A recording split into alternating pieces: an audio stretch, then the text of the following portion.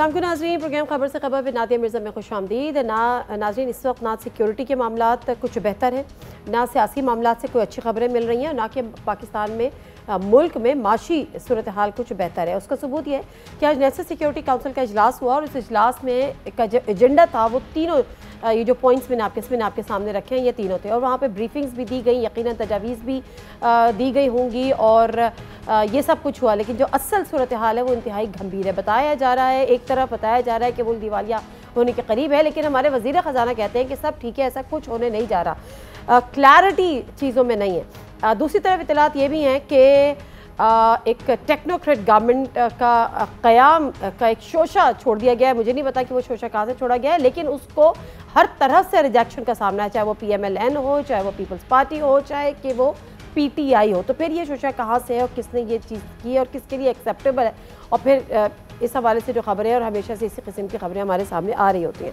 सूरत हाल है क्या, सूरत हाल होने क्या जा रही है, इस हवाले से ज़रा गुफ्तगू करेंगे, ज़रा खुलकर गुफ्तगू करेंगे।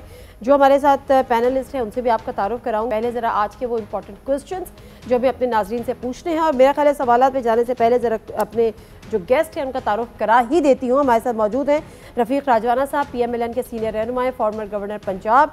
हमारे साथ अली मोहम्मद खान साहब, PTI के सीनियर रहनुमा, वो भी मौजूद हैं वीडियो लिंक पे। उसके साथ साथ सीनियर इकोनॉमिस्ट हैं मिर्ज़ा इख्तियार बेग साहब, उनको भी प्रोग्राम में वेलकम तमाम तीनों शख्सियात का। उससे पहले कि प्रोग्राम का बाकायदा आगाज़ करें, ज़रा वो सवाल जिनके जवाब ढूंढने की आज हमें इस प्रोग्राम में कोशिश करनी है। सवाल नंबर 1, पाकिस्तान की नाजुक माशी सूरत हाल, ज़र मुबादला के ज़खायर 8 साल की कम तरीन सतह पर पहुँच गए। महंगाई तारीख की बुलंद तरीन सतह पर डिफ़ॉल्ट होने में आखिर बचा क्या है। सवाल नंबर 2, तहरीक इंसाफ का महंगाई को बुनियाद बनाकर एक दफ़ा फिर एहतजाजी तहरीक चलाने का ऐलान, हुकूमत तैयार है। सवाल नंबर 3, मुल्क में टेक्नोक्रेट गवर्नमेंट की बाज़गश्त जारी, हुकूमत और अपोजिशन की जमातें टेक्नोक्रेट सेटअप तस्लीम करने से इनकारी, तो फिर ये फार्मूला आया कहाँ से। इन सब चीज़ों पे बात करेंगे और जो मुल्क की माशी सूरत हाल है उसके कुछ आदाद व शुमार अगर मैं अपने नाज़रीन से शेयर कर लूँ तो मेरा ख्याल है कि ज़्यादा बेहतरी होगी और थोड़ी सी क्लैरिटी भी होगी। इस मुल्की ज़र मुबादला के ज़खायर पहली मरतबा कमर्शियल बैंक से के ज़खायर से कम हो चुके हैं। मरकज़ी बैंक के ज़खायर 5 अरब 82 करोड़ डॉलर की कम तरीन सतह पर आ गए हैं, जबकि कमर्शियल बैंक के पास 5 अरब 28 करोड़ डॉलर के ज़खायर हैं। पाकिस्तान ने अगले हफ्ते 1 अरब डॉलर की मज़ीद अदायगियाँ कर रही हैं। इस तरह ज़र मुबादला के ज़खायर 5 अरब डॉलर से भी कम हो जाएंगे। शरह सूद में हिस्सा 16% के हिसाब से तारीख की बुलंद तरीन सतह पर है। स्टॉक एक्सचेंज 40,000 इंडेक्स पॉइंट्स की नफसियाती हद के नीचे है। इंट्रो बैंक और ओपन मार्केट में डॉलर के रेट का फ़र्क 30 रुपये से ज़ायद का हो चुका है और डॉलर नापैद भी है। महंगाई की मजमूई शरह 29% के हिसाब से गुज़िश्ता 50 साल की बुलंद तरीन सतह है। स्टेट बैंक के मुताबिक आइंदा साल पाकिस्तान की शरह नमू GDP 1% से 3% के दरमियान रहने की तवक्को है, जो कि गुज़िश्ता साल 6% थी। सिर्फ टेक्सटाइल सेक्टर में 40 लाख अफराद अब तक बेरोज़गार हो चुके हैं। रफ़ीक राजवाना साहब, क्योंकि आप हुकूमत हैं और आप हैं, क्या आप ये बता सकते हैं कि पिछले 1 साल में ऐसा क्या हुआ, पिछले 9 साल में 9 माह में ऐसा क्या हुआ कि जो GDP 6% थी वो 1 से 3% रहने का इम्कान है? क्या किया आप लोगों ने सर? देखिए, डायरेक्ट सवाल तो मेरे से पूछने में जरा एहतियात करें कि आप हुकूमत में, हुकूमत है PDM की, ठीक है जी। सर वजीर आजम है PMLN। सुन तो ले मेरी जरा, वजीर खजाना भी PMLN। मेरा जवाब तो मेरा हक है ना जी। श्योर सर, मेरा जवाब तो सुने ना जी। Sure sir. PMLN के वजीर आजम है, मगर वो सारों के कॉन्फिडेंस से बने हैं जो सारी जमातें, ठीक है जी। क्योंकि कामयाबी जो है वो सारे शेयर करते हैं और खुदा न खास्ता नाकामी हो तो फिर शेयर करने वाले जो है ना वो फिर इस तरह ही तबसरे भी होते हैं और सारा कुछ होता है। इसमें भी दो राय नहीं है कि पाकिस्तान की इकोनॉमिक सिचुएशन जो है बहुत खराब है, ठीक है जी। मैं ये समझता हूँ कि को ना ही 3 साल में ज्यादा खराब थी या जो भी थी, कई सालों से एक मसला चलता आ रहा है और आहिस्ता आहिस्ता आते अब बॉइलिंग पॉइंट पे पहुंच गया है। आपने टेक्सटाइल सनत का कहा, बाकी चीजों का, बहुत से ऐसे फैसले थे या बहुत से ऐसे गैर मुल्की हालात थे, इंटरनेशनल मार्केट के क्राइसिस थे, प्राइस हाइक था, सब कुछ था, सारी दुनिया रिसेशन का शिकार है। मगर हम रिसेशन में जब फॉल किया हमने, तो हमारे पास इतने वसाइल नहीं थे कि हम उस रिसेशन का मुकाबला कर सके। और साफ ज़ाहिर है कुछ पॉलिसीज ऐसी होती हैं गवर्नमेंट्स की जो पहले करने वाली हैं या अब भी हैं, वो मौजूदा हालात के मुताबिक सूट नहीं कर रही और आवाम को महंगाई से निजात नहीं मिल रही। ज़खायर भी बिल्कुल कम हो गए, टेक्सटाइल सनत भी बिल्कुल जो है ना वो मुश्किलात का शिकार है।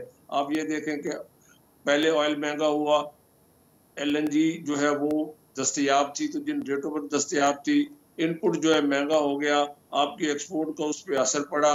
पाकिस्तान में कॉटन की जो है ना वो पैदावार कम हुई, और मैं इस कहने में मुझे कोई आर नहीं है कि हमारे साउथ पंजाब में कॉटन ग्रोइंग एरिया में खास तौर पर जहाँ पे जोनिंग थी वहाँ पे शुगर मिल्स लग गई, और उससे कॉटन की जो क्रॉप है वो बहुत कम हो गई, और शुगर की हमें उतनी जरूरत नहीं जितनी हमें कॉटन की जरूरत है। इस पर मेरा भी जो है ना एक सवाल है कि कॉटन ग्रोइंग एरिया में मजीद शुगर मिलें न लगाई जाए।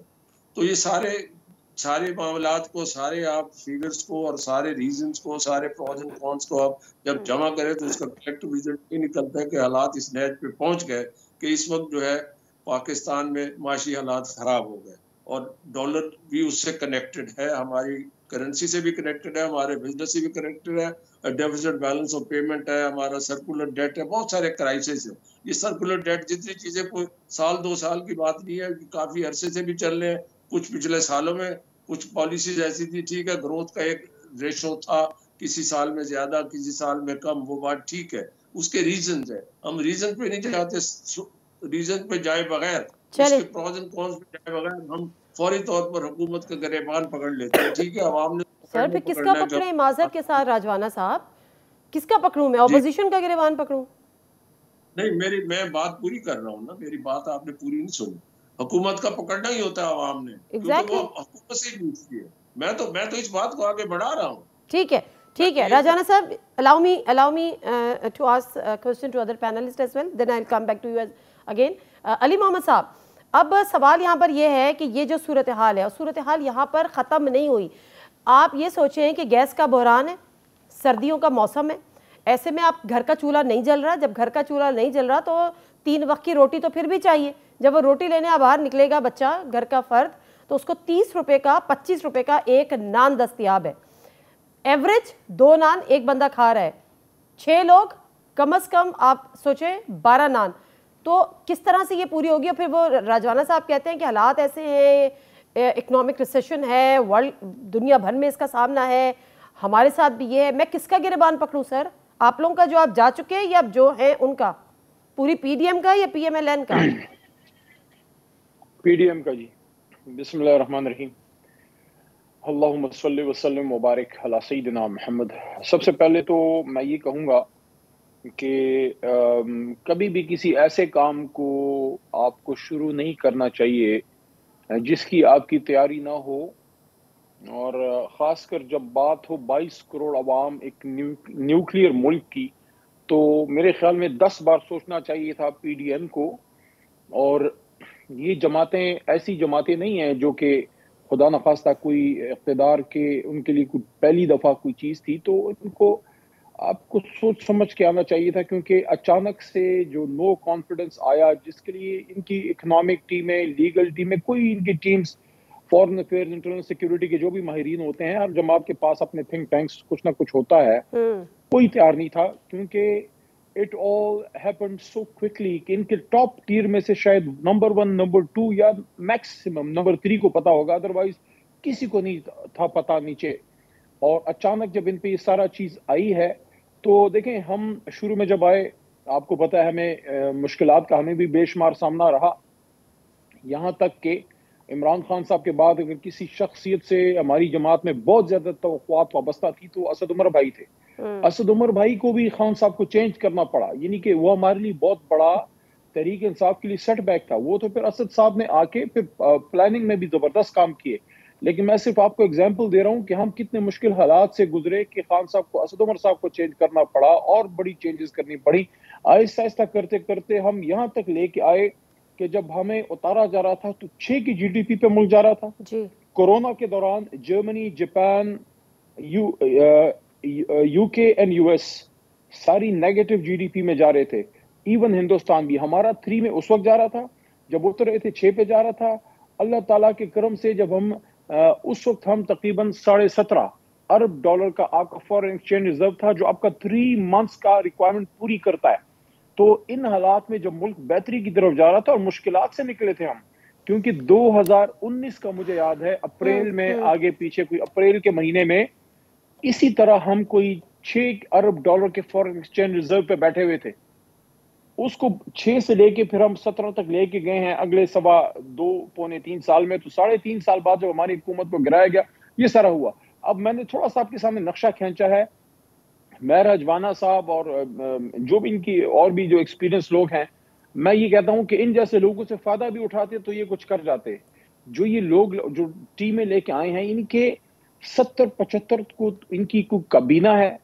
और इस वक्त आपकी सूरत हाल ये है खर्चे भी हैं, बेशुमार एलसीज आपकी इस वक्त बंद पड़ी हैं। डॉलर पाकिस्तान की तारीख के सबसे हाई पे है और ये हमारे लिए खुशी की बात नहीं है। दूसरी मेरी तो दुआ और उम्मीद दोनों है और पक्की है कि डिफॉल्ट नहीं करेगा, लेकिन इस लफ्ज का आना भी ठीक है, बिल्कुल आप सही कह रहे हैं।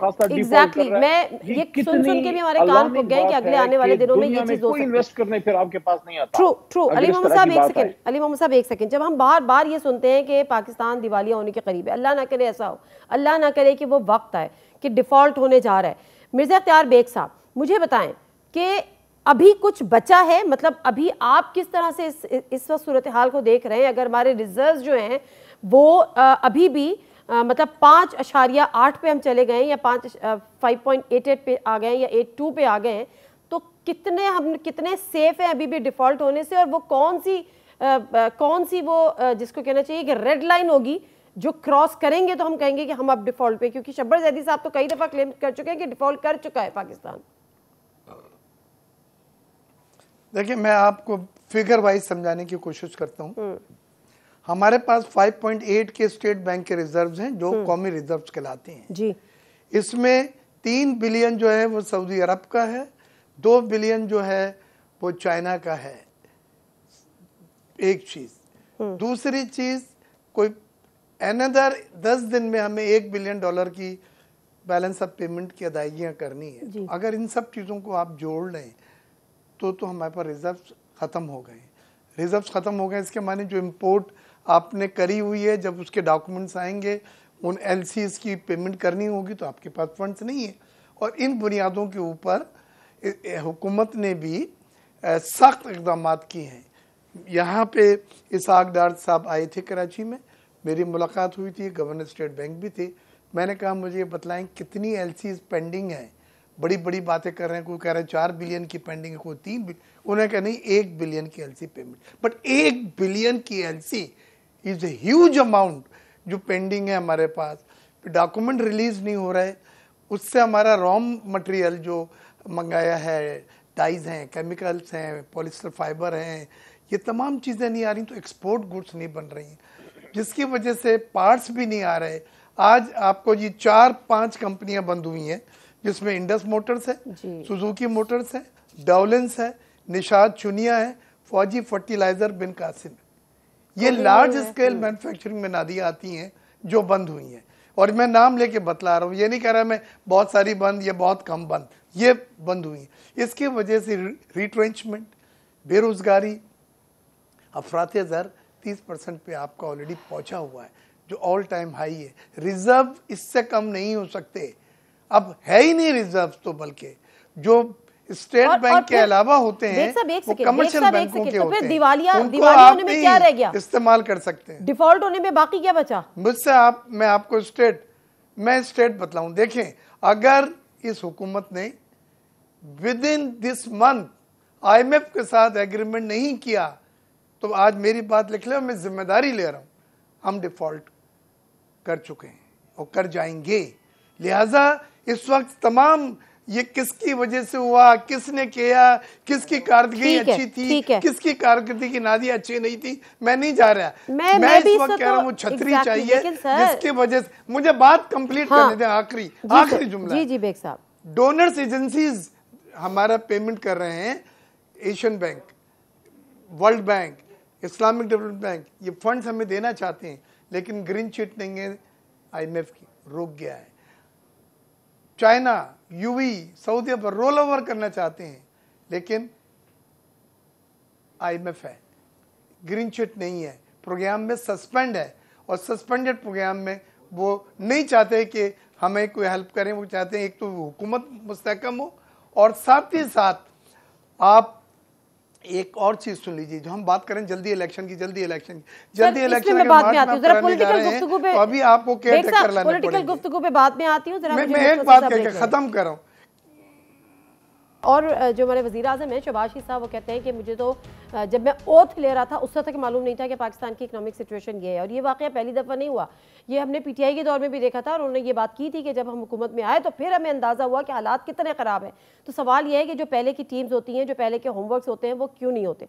दूसरी बात यह कि खुर्रम दस्तगीर साहब ने कुछ माह पहले एक इंकशाफ किया था कि उन्होंने कहा था कि जी हमें तो पता ही नहीं था कि पाकिस्तान की इकोनॉमिक सिचुएशन क्या है, अगर हम नहीं आते तो ये हो जाता, हमें जेलों में भेज देते, प्रेसिडेंशियल सिस्टम आ जाता, खान साहब 10 साल के लिए हुकूमत कर रहे होते और हम जेलों के अंदर होते। तो ये वजह थी हमारे आने की। और अभी ख्वाजा साद रफीक साहब ने भी कुछ इंकशाफात किए, उससे पहले जावेद लतीफ़ साहब भी इंकशाफात कर चुके। तो रफीक राजवाला साहब, हमें ये क्लैरिटी तो और ये इंप्रेशन बड़ा स्ट्रॉन्ग होता चला जा रहा है कि जी आप इकोनॉमी को बेहतर करने के लिए आए नहीं थे, जो कि इंप्रेशन दिया था। आप आए थे अपने केसेस माफ़ करवाने के लिए, नैब से रिलीफ लेने के लिए। ये तमाम चीज़ें रिकॉर्ड का हिस्सा हैं, लेकिन जो हुआ सो हुआ। अब अगर आगे बढ़ने के भी मूड में हैं तो पॉलिटिकल स्टेबिलिटी, जिस तरह से मिर्ज़ा इख्तियार बेग साहब कह रहे हैं कि इकोनॉमिक स्टेबिलिटी या आईएमएफ की डील या आईएमएफ का जो प्रोग्राम है वो पॉलिटिकल स्टेबिलिटी के बगैर नहीं होगा। तो पॉलिटिकल स्टेबिलिटी क्या आपकी प्रायोरिटी है ही नहीं, और उसका तरीका आप क्या समझते हैं सर, कैसे आएगी पॉलिटिकल स्टेबिलिटी? पॉलिटिकल स्टेबिलिटी क्यों प्रायोरिटी ना हो, और इकोनॉमिक स्टेबिलिटी जिस पर हम पहले डायलेट कर रहे थे, that's very much related to the political stability. और पॉलिटिकल इंस्टेबिलिटी जो है, अब किसी को मुरद इल्जाम ठहराते जाए, एक दूसरे पर इल्जाम लगाते जाए, उसकी बजाय ये देखना चाहिए कि इस वक्त इस सिचुएशन में हल क्या है। क्या इलेक्शन हल और इलेक्शन, या पार्लियामेंट में वापसी हल है, वहीं बैठ के सारे फैसले किए जाए? ये बहुत बड़ा एक क्वेश्चन मार्क है जी। ठीक है जी, ठीक है। अब बहस करने को तो बड़ी बातें हैं ना जी, कि इंस्टेबिलिटी हो गई, फलां हो गया, ठीक है, हुई है। मेरे ख्याल में मेरी एक अपनी राय है कि खान साहब अगर पार्लियामेंट में बैठते तो बहुत बेहतर था। सड़कों में एहतजाज करने से, सारा कुछ करने से, कॉल देने से, इलेक्शन मांगने से। इमरान खान साहब की party PTI is one party, ठीक है जी, उनकी रिप्रेजेंटेशन थी। अदम एतमाद आइन के मुताबिक, वो लंबी बहस में नहीं जाते, उस बहस को करना भी नहीं चाहता मैं, उसमें बड़े क्वेश्चन एक दूसरे पे रेज हो सकते हैं। बट सवाल होता है, हुकूमत की तब्दीली हो गई, हुकूमत की तब्दीली के बाद पार्लियामेंट को चलना चाहिए था, अपनी आईनी मुद्दत पूरी करते बैठ के वही अच्छा और सबसे मौसर और आईनी जो है वो जो है अपना एवेन्यू, आईनी जगह जो है वो वही फोरम है जहां पे आप ये बात कर सकते हैं। तो क्या सड़कों पे आके इंस्टेबिलिटी नहीं होगी? भले कारकर्दगी पीडीएम की जो है वो क्रिटिसिज्म भी हो रहा है, उसमें वो अच्छी बातें भी है, वो भी उधर फारिग हो गई, और गलत बातें तो गलत होती है, या गलत पॉलिसी या गलत फैसले वो तो होते हैं। मेरी गुजारिश ये है कि इस वक्त हम जिस नैज पे खड़े हैं, प्लस टेररिज्म, जिसकी आज नेशनल सिक्योरिटी कमेटी की भी मीटिंग थी, ये नेशनल इश्यूज है। क्या आप नेशनल इश्यूज को सामने रखते हुए, नीड ऑफ टाइम को देखते हुए, इन इमरजेंसीज को देखते हुए, क्या पॉलिटिकल इंस्टेबिलिटी मजीद फैलानी चाहिए विदाउट ब्लेमिंग एनीबॉडी? मैं किसी को नहीं कह रहा क्या कर रहा है, ठीक है। क्या इंस्टेबिलिटी हमें कुछ पे करेगी? फर्ज किया मैं एक पार्टी का लीडर हूँ, मैं चाहता हूँ कि मैं वापस आऊँ और इंस्टेबिलिटी फैला दूं, तो मेरे मुल्क को तो कोई फायदा नहीं होगा। या अगर मैं पावर में बैठा हूँ, मैं कहूँ जी कुछ नहीं करना, सारा कुछ मैंने करना है, वो भी कोई फायदा नहीं है। कलेक्टिव विजडम करें खुदा के लिए। ये गया वक्त फिर हाथ नहीं आता। अवाम ने फिर हमारी वजाहतें और हमारी तकरीरें और ये टीवी चैनल पे, ये टॉक शो पे हम वजाहतें करें, अपने आप को डिफेंड करें, किसी को ऑफेंड करें, किसी पे अटैक करें, nobody will listen to us. वो तो यही समझेंगे ये इनका अपना। राजवाना साहब, आप बिल्कुल दुरुस्त कह रहे हैं, आप बिल्कुल दुरुस्त कह रहे हैं, और जो एक्सपेक्टेशंस आपकी सब पीटीआई से हैं वो भी बिल्कुल दुरुस्त है। मेरा नेक्स्ट क्वेश्चन अली मोहम्मद साहब से यही होने जा रहा है, लेकिन आपसे मैं एक सवाल का जवाब जरूर चाहूंगी। क्या आप समझते हैं कि ये जो आईनी जो एक राइट आपने एक्सरसाइज किया, ठीक है, हुकूमत की तब्दीली, ये हुकूमत की तब्दील होनी चाहिए थी आपकी ज़ाती राय में, या कम से कम 3.5 साल गुजर गए थे, 1.5 साल और मुका देते और फिर नए इलेक्शन के जरिए आप हुकूमत का हिस्सा बनते? आपको ये करना चाहिए था?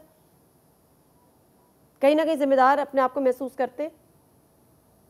मेरे से पूछ रही है? आपसे पूछ रही हूँ सर, आपने किया, इन्होंने नहीं किया है। मैं ये कह रहा हूँ कि अगर ईवान में एतमाद नहीं है प्राइम मिनिस्टर का, तो इनके जो थे एलाइज ने छोड़ा है।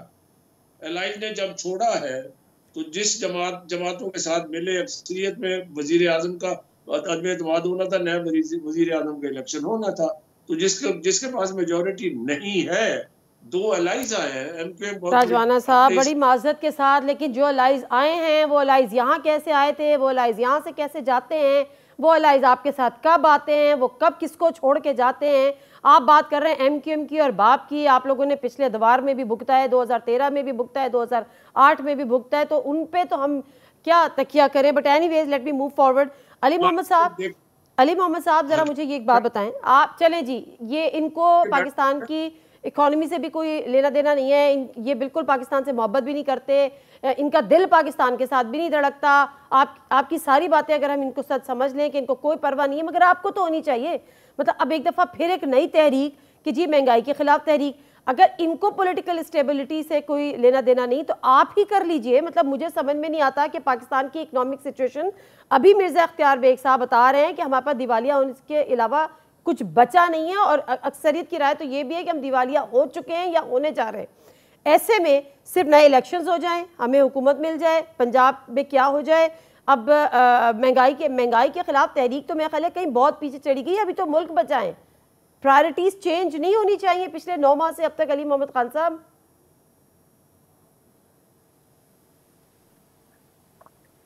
देखिए, हम तो एक पॉलिटिकल पार्टी हैं जो इस मुल्क को बड़ी अच्छी तरफ लेके चले थे और मुल्क बेहतरी की तरफ जा रहा था।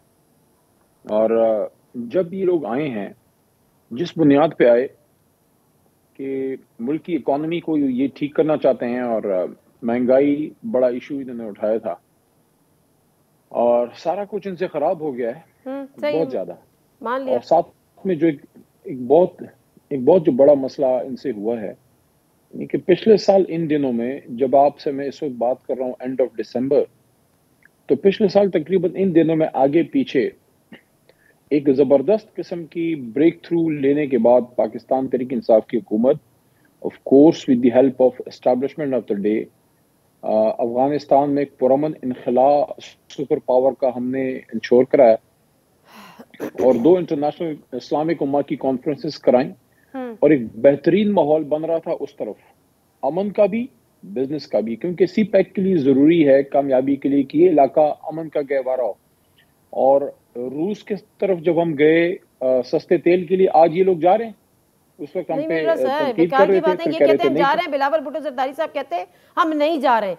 तो यहाँ पर तो ये तो खुला तजाद है। लेकिन मेरा सवाल थोड़ा सा मुख्तलिफ है। मेरा सवाल यह है कि मैंने मान लिया आपके सारे आर्ग्यूमेंट्स हम बाय कर लेते हैं, आप मुल्क को बहुत बेहतरी की तरफ लेके जा रहे थे, इनकी प्रायोरिटीज चेंज थी, नहीं हो सका। लेकिन क्या इस वक्त की सूरत हाल को देखते हुए ये कुछ नहीं कर रहे, आप कुछ कर लें? सिक्योरिटी की सूरत हाल देखिए, हम मुतम्मिल हो सकते हैं इस नए इलेक्शंस के। देखिए, मेरी बात सुने, वो अंग्रेजी में कहते हैं ना कि either you're part of a solution or you're part of a problem। जिन लोगों की वजह से ये मसला खराब हुआ है, उनको जितने ज्यादा टाइम देंगे वो और खराब होगा। अच्छा, आपका देखें, मियां साहब ने 2013 में जब हुकूमत संभाली और 17 में वो गए, 18 में उनकी हुकूमत खत्म हुई। जब हमने संभाली तो 2019 में हमारा फॉरेन रिजर्व $6 अरब था। 5 साल लगाए थे उन्होंने उसको वहां तक पहुंचाने में। ये क्लेम करते हमने बड़ा बेहतर किया, बहरहाल फैक्ट्स वही हैं जो मैं आपके सामने पेश कर रहा हूँ। इस बार वो चीज हुई है, लेकिन 7 महीने के अंदर हुई है। तो अगर आप इनको देखें, खान साहब ने ये बात बरमला बहुत जगहों पे इमरान खान साहब ने की है कि साल बाद भी हो, वी आर कॉन्फिडेंट कि हम जीतेंगे। असल में बात हमारी हुकूमत में आने की नहीं, पाकिस्तान की बेहतरी की है। कि पाकिस्तान की बेहतरी इस वक्त इसमें नहीं है कि ये एक ऐसी विजनलेस हुकूमत है जिसमें देखें सारी जिंदगी, ये कोई हम और आप कोई अभी तो पैदा नहीं हुए ना, हम सब व्यूवर स्टूडेंट्स, और रजवाना साहब ज़ाहिर थोड़े हमसे सीनियर हैं, तो उस वक्त ज़ाहिर प्रैक्टिस में और लॉ में और उसमें भी थे। तो ये सारी इनके सामने मिर्ज़ा साहब भी हैं कि ये 2 जमातें जो हैं, मियाँ साहब की और जरदारी साहब की, सारी ज़िंदगी एक दूसरे के खिलाफ सियासत की, सब कुछ खिलाफ किया, और ऐसी छोटी कोई जमात भी नहीं है। देखें, एक जमात अगर वजीर आजम बना जाती है, एक नहीं 3-4 बार, तो छोटी जमातें नहीं होती।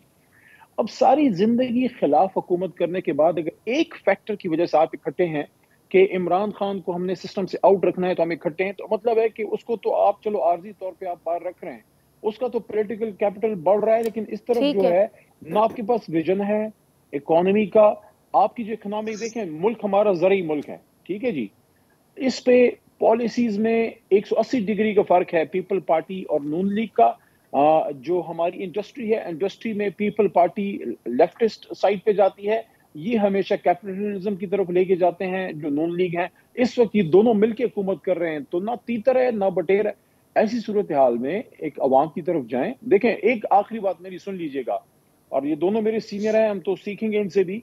इस पे मैं इनकी एक गैर जानिबदाराना राय भी चाहूंगा। मेरी एक ओपिनियन है, उससे आप भले एग्री ना करें, मेरी ओपिनियन ये देखें, इस वक्त ये जो मार्केट में बात फैलाई जा रही है ना, टेक्नोक्रेट हुकूमत फलाना एटम का, एक तो ये चीज है, खुदा का वास्ता है पाकिस्तान पे तजर्बे ना करें। We are not guinea pigs, we are 220 million people, nuclear arm state, please don't know, ये तजर्बागाह नहीं है, ठीक है, तजर्बे हम पे ना करें। मैं जो दूसरी बात करूं, जो एक नुक्ता रखा जाता है कि टेक्नोक्रेट हुकूमत क्यों, सर इस पे बात करती हूँ, टेक्नोक्रेट गवर्नमेंट पे बात करते हैं। मैं तो अभी मैं आगे इस पे मेरा ये नुक्ता ले लें, देखें, टेक्नोक्रेट हुकूमत की एक बात होती है कि जनाब सख्त फैसले करेंगे, पॉलिटिकल हुकूमत नहीं कर सकती। कोई भी मुल्क का सख्त फैसला तब तक कामयाब नहीं हो सकता जब तक पीछे अवाम की ठीक है। अवाम अगर किसी हुकूमत को मुंतखब करके लाती है अभी इलेक्शन में 3-4 महीने में, और वो हुकूमत अगर सख्त फैसले करेगी, अवाम की सपोर्ट होगी तो सख्त फैसले अवाम के लिए काबिल कबूल होंगे। मैं बिल्कुल ठीक है, आपकी बात बिल्कुल ठीक है, लेकिन मेरा सवाल तो यही है कि जब हम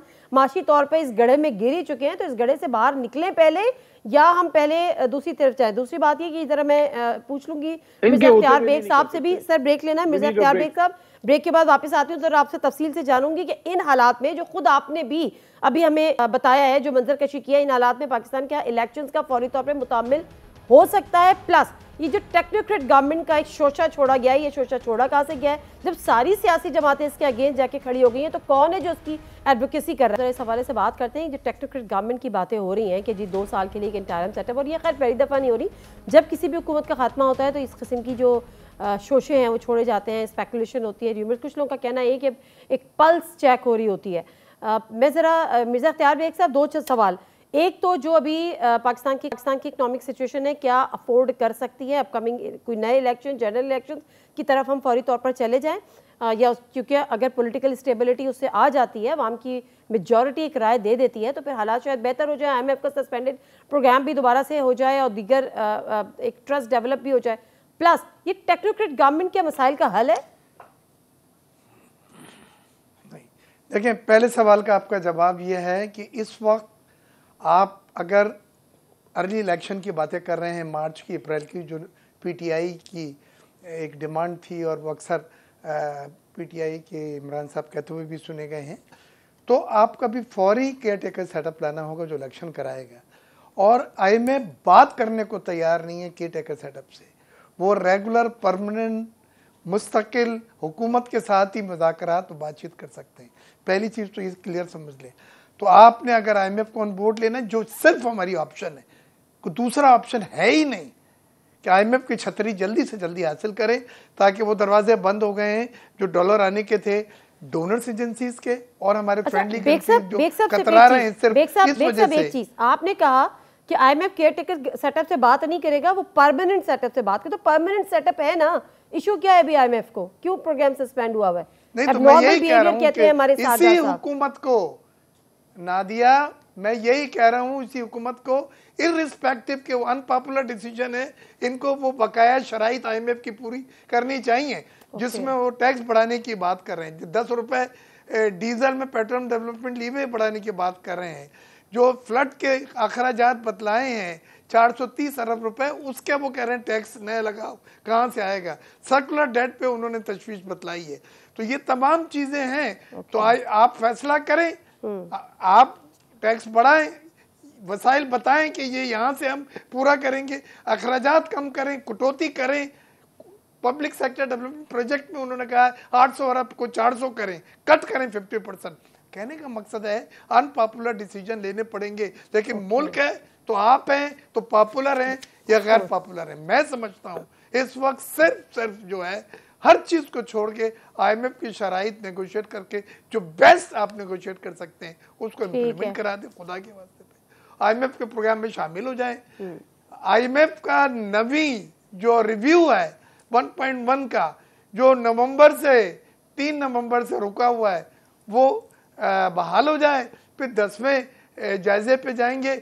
इस अरसे में हमारे जो फंड्स आने हैं वो दरवाजे बंद है, वो खुलेंगे, वो देने को तैयार हैं, लेकिन IMF की चिट चाहते हैं। आप IMF से इसलिए नहीं कर रहे कि ये अनपॉपुलर डिसीजन आपके वोट बैंक को मुतासर करेंगे। वो भाई पहले पाकिस्तान है तो सब कुछ है। मैं हाथ जोड़ के कह रहा हूँ आप IMF के प्रोग्राम को जल्द से जल्द बहाल करें। मैं किसी सियासी जमात एफिलिएशन वगैरह के नाते से नहीं बात कर रहा, सिर्फ पाकिस्तानी, क्योंकि ये जो स्लाइड होता है इकोनॉमी का नादिया, ये 8 महीने में नहीं हुआ है, ये 4 महीने में नहीं हुआ है। ये स्लाइड जो इकोनॉमी का है, हमारी 80 बिलियन की इंपोर्ट हुई है गुज़िश्ता साल और 30 बिलियन की एक्सपोर्ट हुई है।